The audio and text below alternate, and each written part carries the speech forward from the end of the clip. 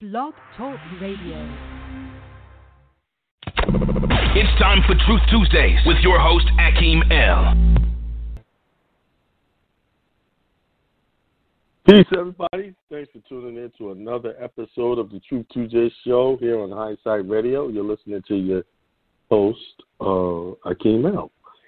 Hope everybody's doing well this evening. I'm doing great. You know, today was a rainy day.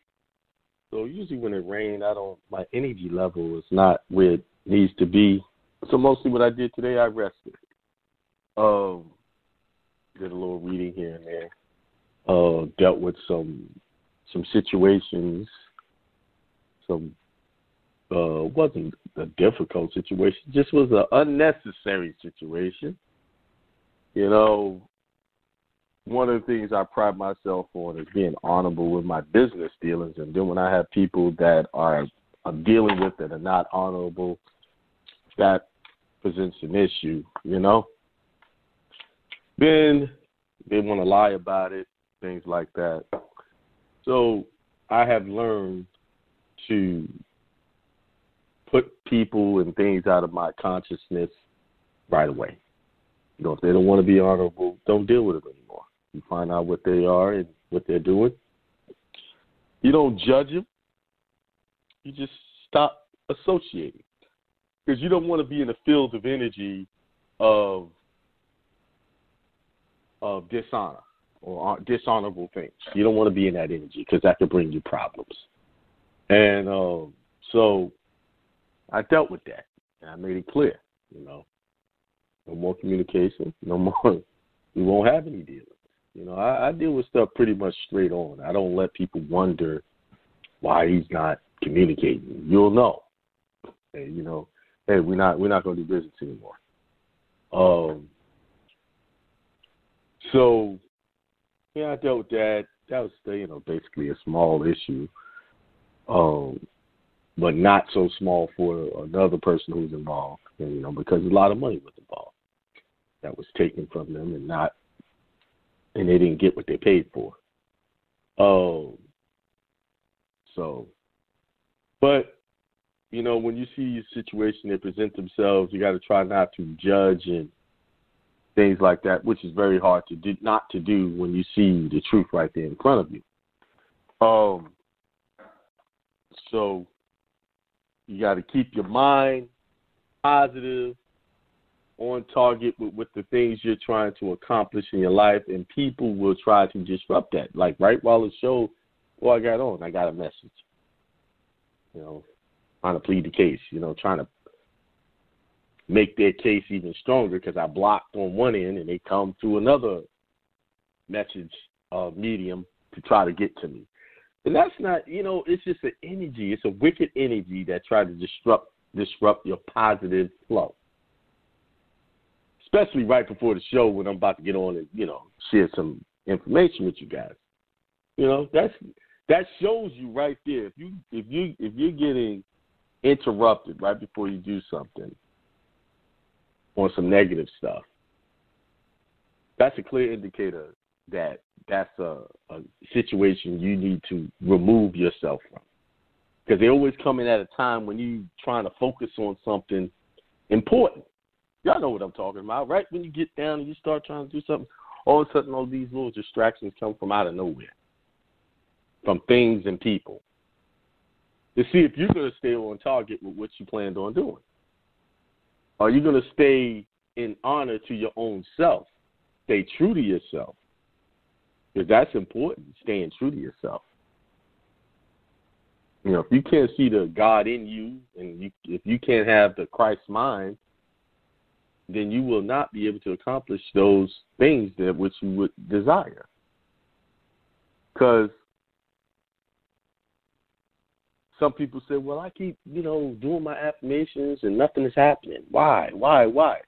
Simple. You're double-minded. You're saying one thing and believing another. Reverend Ike says it all the time. You know, you're saying you want this, that, and the other, and you want all these things, but you're believing another. There's some sort of doubt there. You know, you're supposed to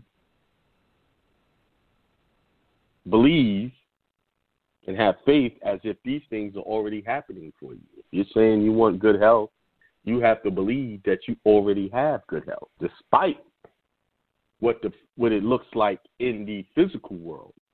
You understand that the physical world is on a lag, meaning everything you're presented with right now is what you have presented yourself in your consciousness somewhere, somehow, and it's presenting itself now.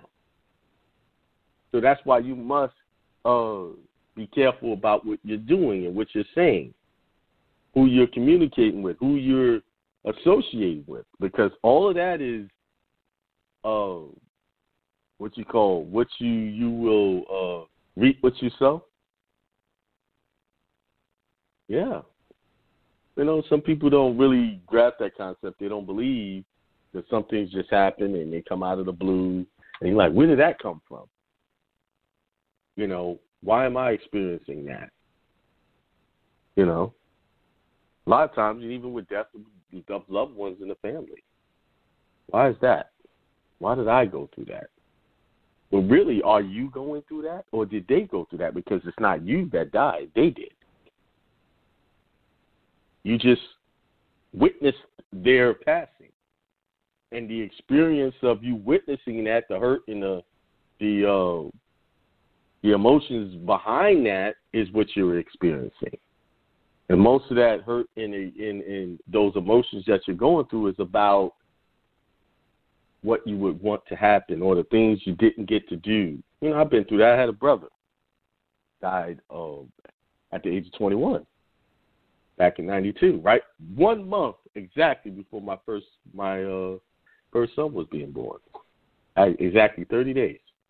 So he's never got to see any of his nieces and nephews.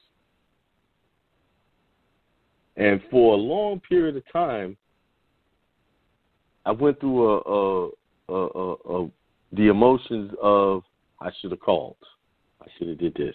Why didn't I do it? Beat myself up about that.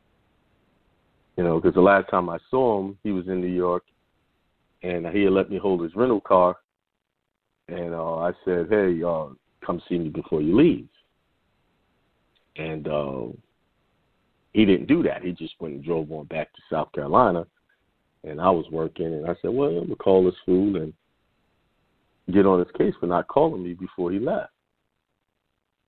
And I kept putting it off until one Monday. I can remember that day exactly. It was James Brown's anniversary, Motown anniversary, 1992. That Monday, got a call. So, but who really experienced the death? My brother did. He went through that. He went through that transition. I experienced I was the witness of it. I dealt with the loss. So, okay, I can't talk to my brother in the physical anymore, in this 3D dimension. I strongly know and believe that this is not all it is. This is just the beginning. This is just the beginning steps of our existence. This is a very primitive form of our existence. This is where we learn how to master our consciousness and gain control of these trying situations that present themselves to us, especially when it comes to losing a loved one. You know, being able to see it for what it is, not to minimize the losing of them, because our tradition is to, someone passed, you got to console and do all of that, which is okay. But is it really helping the healing process? Because I know for me, all of that consoling kind of got on my damn nerves. It really did. I just wanted to be left alone. Just leave me alone. I don't even want to talk to you about it. Let me deal with it privately in my own way, and I'll work it out. And eventually I did work it out. You know, when people come, are you all right? You know, anything I can eat? And they mean well, but it doesn't really. You still feel empty. They all mean well. You know, sometimes it's just best to leave people to their thoughts and, try to encourage them, at times and in those necessary times you do that. But kind of they will work it out eventually. They will it was a journey to understand and what death really was for me. And it was actually a lesson. When I look back on it, it was a real lesson for me. At any moment, you will not be able to communicate with your loved ones. Anything can happen. So that means,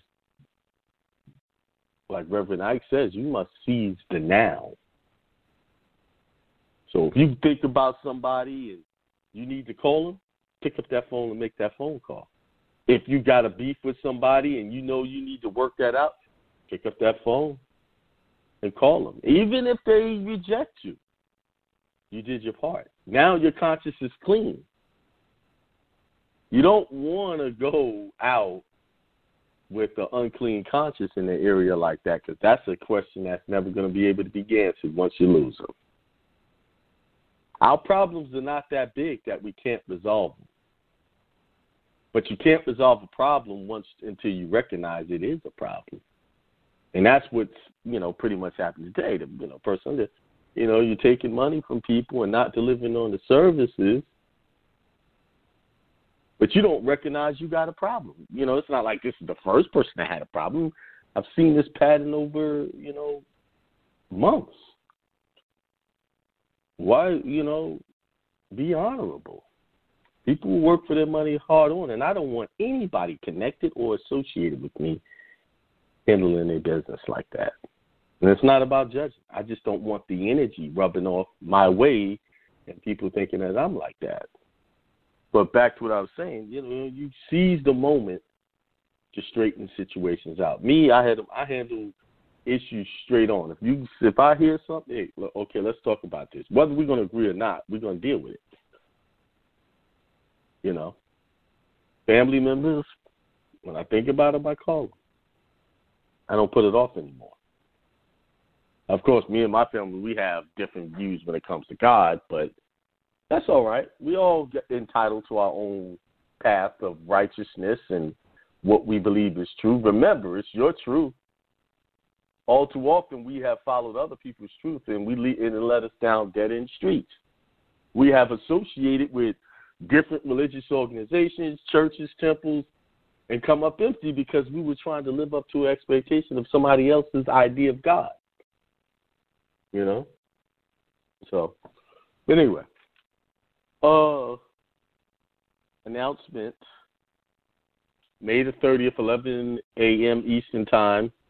On Zoom, we will be conducting the name change webinar. It's only $50. AkeemL.com. Go there, get it. It's worth it.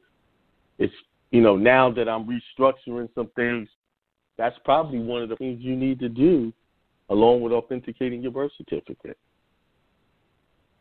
Now, don't get on here and ask me what exactly would that involve about name change. The only thing I'm going to say is I'm going to show you how to change your name to your proper name so that you can correct the status of the name. Because status correction is not about nationality alone. It's about your name. Your name is very important because if it wasn't, they wouldn't be setting you up as an illegus in order to tax you, charge you. That's what we're going to be dealing with. I got a petition all drawn up for that, the laws that you're going to use to get it done. And I don't anticipate people having too many problems with this one because it's pretty much really simple and, you shouldn't have a problem. Once y'all see what it's about, you shouldn't have a problem. So tonight, I feel like I have something else to say. I'll think of it. All right, tonight, I'm helping a client with a case, and he had to respond to the court, give them a response, and because they're trying to dismiss his case due to lack of jurisdiction, and they're trying to impose a penalty on him America raising certain issues. So I said, well, you got to respond to that. You have to a certain date to do that, and you got to hit it point for point, because in their response, they have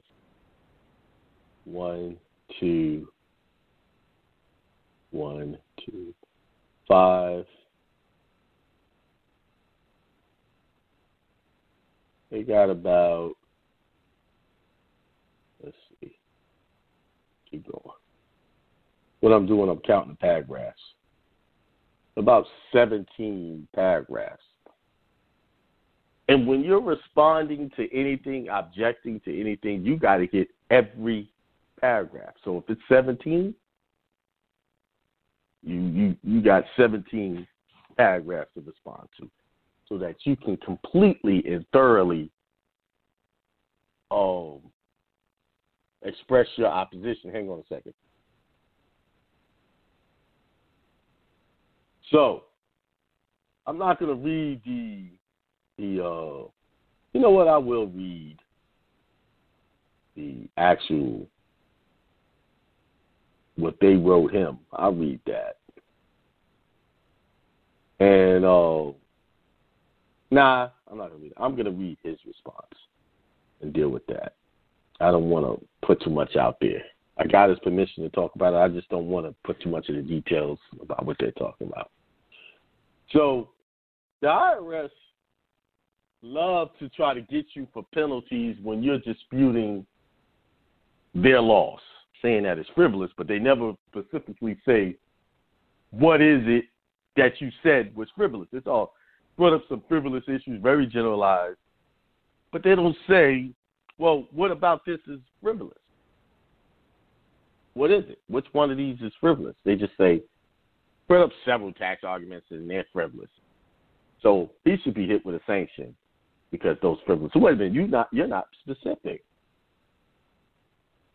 Now, in this case, they got his name styled a certain way. I will say that it's styled properly. I know he's listening. So if his name is styled in the proper form, right?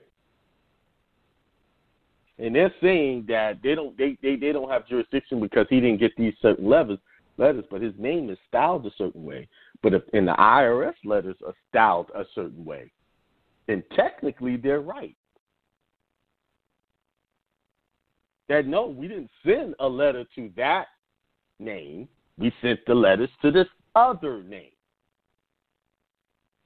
You see what I'm saying? So really, in the response, he's got to come in his proper name, but he also has to, in his response, no, you didn't send it to my proper name. You sent it to but to this name. That is not my proper name. So you got to be direct. And I actually caught that yesterday, So I'm seeing how these people play tricks. They want to dismiss this case because, no, we didn't send it. We didn't ever send it. I search and search and search under this name. And, I hear this. Let me just read this small part of their response.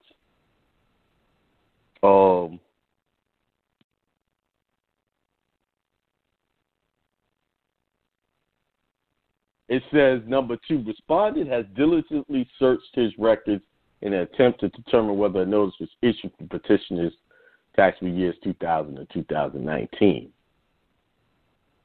Right? Based on respondent's diligent search, based on a review of respondent's records kept in ordinary course of business when respondent issues and mails a notice to specific taxpayers. See, they mailed the notice to a taxpayer, but if he's in his proper name, the proper name is not the taxpayer. The all caps is the taxpayer. And it says there is no record, information, or other evidence indicating that a notice of such and such, I'm not going to go into all of that, was sent, authorized by their codes, basically is what they're saying, right? Because I noticed this in one of my cases that the judge put in the order to correct my name to the proper name. I'm not going to be specific on how he corrected it. So what I'm trying to say, you go into tax court, you try to sue these people, so they don't have liability, they're going to correct your name and put it in proper form. And then put in a motion to dismiss, because technically that name is not the one that they've been trying to consort with or communicate with. They've been communicating with the other name. And seeing us, and our mind is so caught up that we don't see the trickery. I saw the trickery yesterday. And I was reading, and then it hit me. Oh, wow, they're right. They are right. So you have to catch that. So, you know, me and him got to have another conversation with his response. So this is how first he sent me this stuff and he responded, but he left out some key issues. Whenever you are in disagreement with any part of a correspondence, you got to first put admit or deny. You have to admit or deny. So he did overall a good job, but I had to add in denied and then go into why you're denying it. And number one, he put no notice of deficiency was sent to me, which is required per IRS code. My employer and I was, but see, even this has to be addressed. Said put denied. No notice of deficiency was sent to my proper name, and then he puts his proper name. However, no notice of deficiency was sent to this name, the improper name, this, that, and the other, and put it in all caps. And then he has to say a lock-in letter was sent, because this is part of the response, to this name. So we got a couple of adjustments. I know this is all going to be new to him. So that's what I want y'all to keep in mind. That's why it's important for y'all to get on that webinar, because I'm going to show you your proper name and how to respond to these people properly. Just to cover myself. This is not legal advice. I'm not a lawyer. There you go. This is just information that works. All right. So, I see the trickery in here. I say, they're right. We've been looking at it. We've been taught DBA this. No, DBAs are illegal. 18 U.S.C. 1343 or 1373, something like that. Illegal. So you shouldn't even be connected to any type of DBAs. Yes, I know that's going against years of teaching, but you learn stuff, you get better every day. And I'm seeing by my own work that this is very effective. Very effective. I myself is using it. So, let me read the second response. I'll skip down to this one. Denied. No penalty should be imposed without due process of law, lest those penalties be assessed against the IRS for violations of their code by taking action against me without sending the proper notices to take those actions for several violations of due process. The IRS states that several notices. Hold on a second. I had to clear my throat. The IRS states that several notices must be sent prior to them taking action against anyone, but they have already admitted that they have not sent me any notices, even though the IRS admit that they have not sent me any notices that are required before they take action. They have already taken it. See, this is okay, but you have to be specific. So no penalty should be imposed on me without due process of law, pursuant to the Constitution, and quote that word for word. And then he references notices here, so he's got to put, hey, see exhibit, whatever, attached here too, you know? So, let's see number 4. Denied. The IRS states they have done diligent search of my records. See, he's saying my records. Those are not your records. That's their records. So you got to say exactly how they said it. The IRS says they have done a diligent search of, let's go back to what they said. What did they say? Because, see, this is how we trap ourselves. They said, based on respondents' diligent search and based on review of respondents' records kept in ordinary course of businesses, when respondent issues mails notice to specific taxpayer, there is no record. So they're saying it's their record. So why you can't say my records? You're putting yourself in their jurisdiction. You have to quote what they said. It's their records. So it should be the IRS says they have done a diligent search of their records. And you need to change that. The respondent states that they have done a diligent search of their records, but state they cannot find any records of any notice being sent to. He can't be identifying himself as me. Sent to all cap name. All cap name. See, law is specific. When you say me, you're having a personal conversation. There's nothing personal about this. Nothing. Nothing personal. So you have to say, sent to the Enlegas, blah, blah, blah. I would take it a step further and put in little parentheses, capitis diminutio maxima. I think I did a show on that, showing you what that meant. That's an extreme loss of status. That's the definition of that when they put your name in all caps. All right? And then he says, I have received several. No.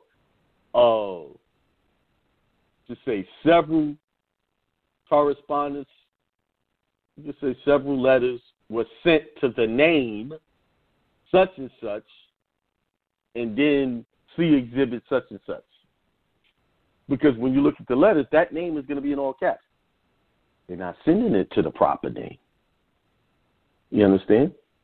So, let's keep going. 5, denied. Throughout the IRS motion, they continue to state that no notice of deficiency notice of deference have been sent. See, take that me out again. To the Enlegas and put the name. Okay? I'm starting to see why we are losing, because we're not addressing the point precisely. You know, because when he puts in that rebuttal, they got to respond. How are they going to respond and say that that's not him or is him? How are they going to respond? They can't. They stuck. Never use me in your responses. Always refer to the name that is being used at the time, whether it's proper or improper. Always refer to that. All right. And then they were calling him a taxpayer. You got to rebut that too. Now, truth be known, the Enlegas is a taxpayer, a.k.a. U.S. citizen.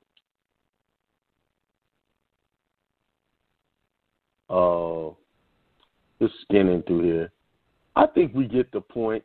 One of the things you gotta always refer, if you're gonna make a point, you gotta refer to the Constitution that reinforces your position. And if you don't do that, you're not making the point. They're gonna say it's incoherent. We don't understand what he's trying to say. And at the end, you're gonna do a conclusion. You gotta do a wherefore. Say this case should be properly addressed and heard mainly because due process of the law has not been granted, which is guaranteed under the U.S. Constitution. See, there's a lot of me's in here. You know, me, no, leave me out. That's we're in a formal proceeding, and me should not be there. Oh, But, people who used to doing things how they talk, they're not used to doing these type of things. So that's understanding somebody would do that. But that's it for that. I think I gave enough. I don't want to give too much. All right, let's see. See if this is going to be another early night for me. Looks like it will be. A lot of calls, but no hands up. Oh, I'm going to give y'all time to think about whether y'all got a question or not. Take a small little break. And,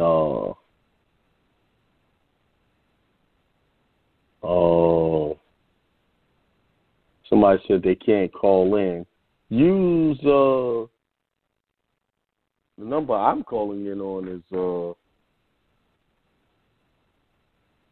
let's see. No wonder the call volume is a little low. I was like, that's unusual. 563-999-3615.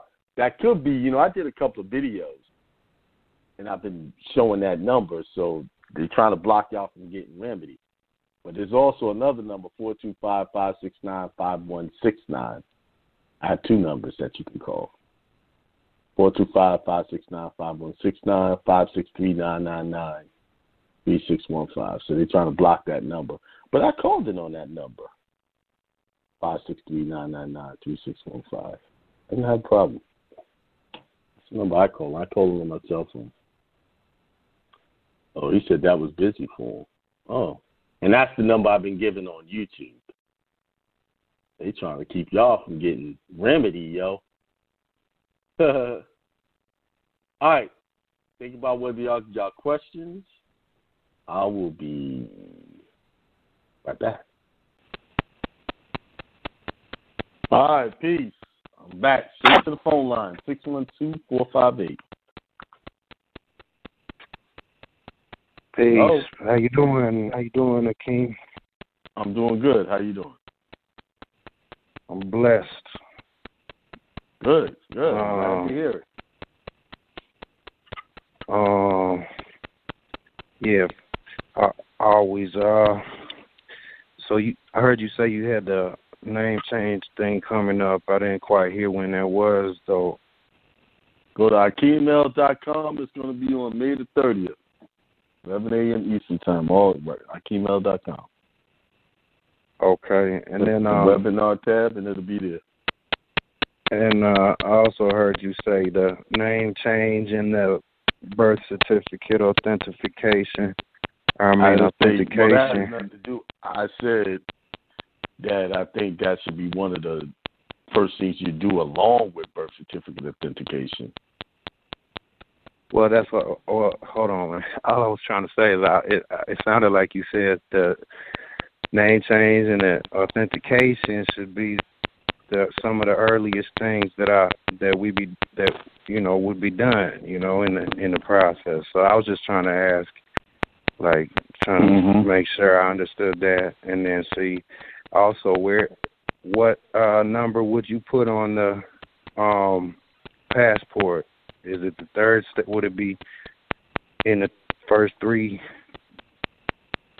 What number are you talking about? I don't get it. Well, because you were saying that the authentication and the name change would be, you had said you're restructuring some things. I understand what you're asking. You asked me where that fit in.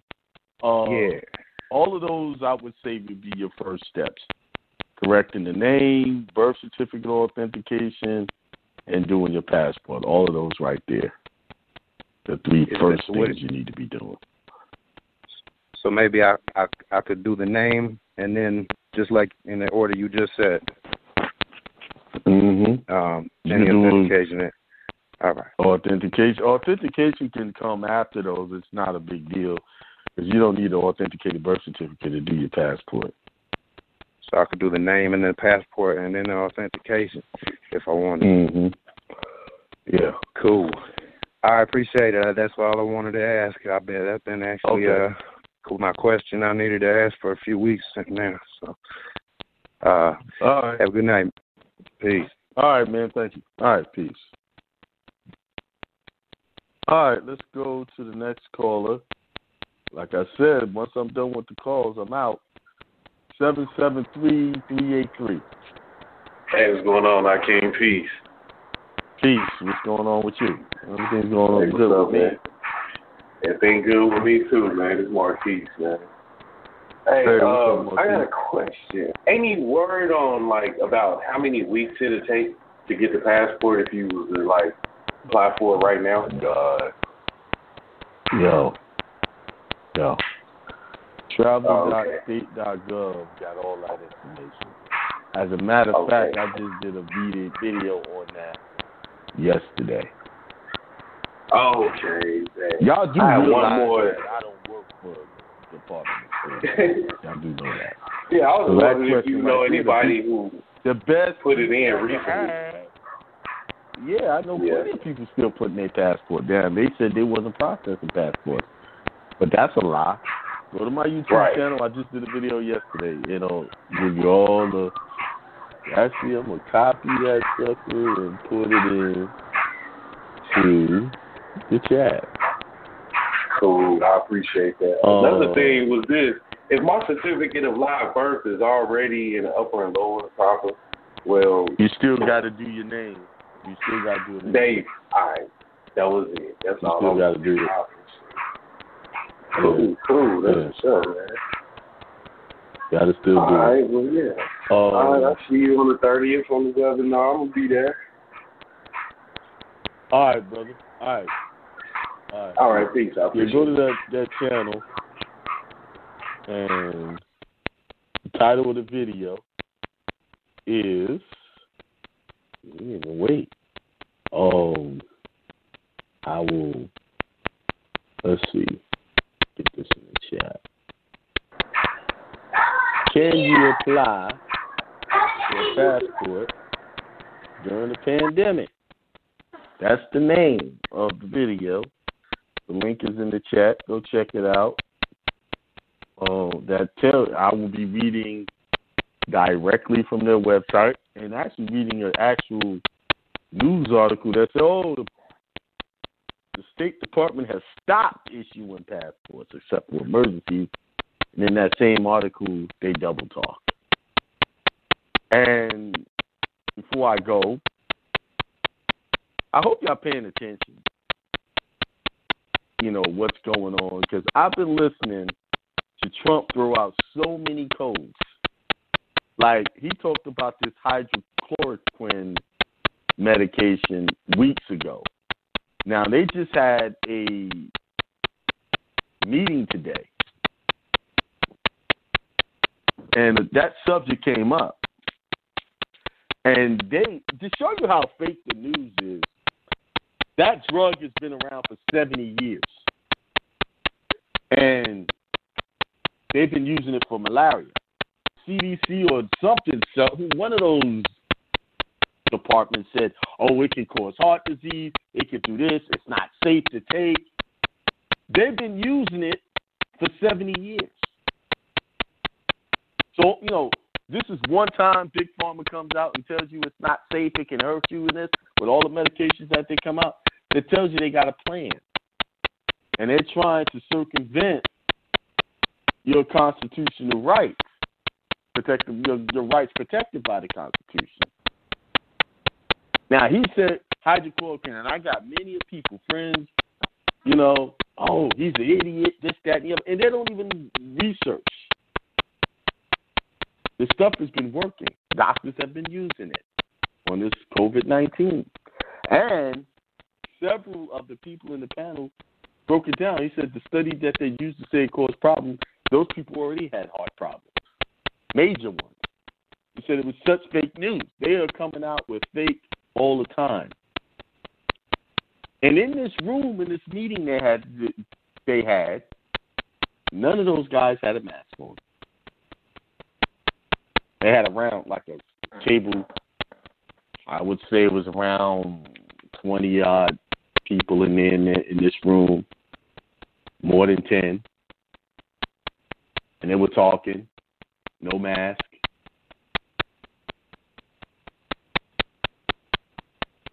So then they had two meetings today. One was with the agriculture, and he signed a bill into did an order on deregulating, making sure that we are getting all of our food sources from the USA and not importing meats from China or any other place. He put a stop to that.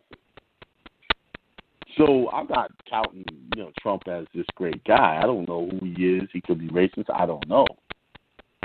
But when you see a president that's going to tell you, I'm taking hydrochloroquine, and I've been taking it for weeks. To come out and make, how many presidents you know who come out and say that?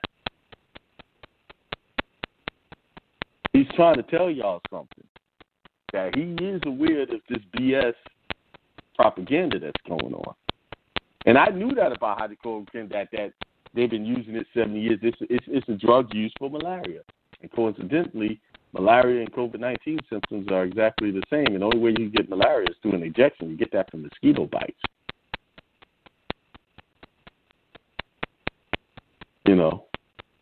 So, anyway. No more calls? All right, there was only 2. It was actually 5 there, and then it disappeared. I don't know what happened. Maybe they got knocked off. I guess I'll see y'all next Tuesday. You'll probably hear me on Thursday or Friday when shows are being done by Jessica and Tasia, The Divine Connection, and then my son, Freedom Fridays. He's back. Came on last week. Show your support. He's getting himself together. He's getting it together. All right. Y'all have a good, blessed, stay positive, stay out the negative stuff. Peace.